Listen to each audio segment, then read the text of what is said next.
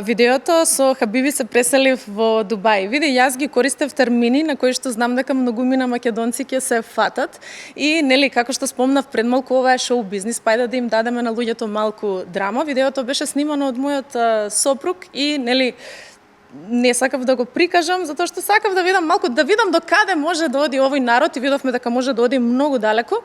Како и да е, на крај извадивме една многу добра поента, моето видео каде што ја им се обраќам на машкиот род. Види, интересно беше тоа што бев нападната конкретно од мажи. Жените ме знаат која сум, знаат што работам, многу добро се запознаени и мило ми е што не бев искритикувана од нив и дадов порака дека мене ми е лесно, јас имам сопруг зад мене, јас можам да се извадам под наводници, као еве зошто сум во Дубај, ама добивав пораки од девојки, Ана, јас го деактивирав профилот додека бев, не знам, толку и толку време во Дубај, затоа што не сакав да бидам искритикувана.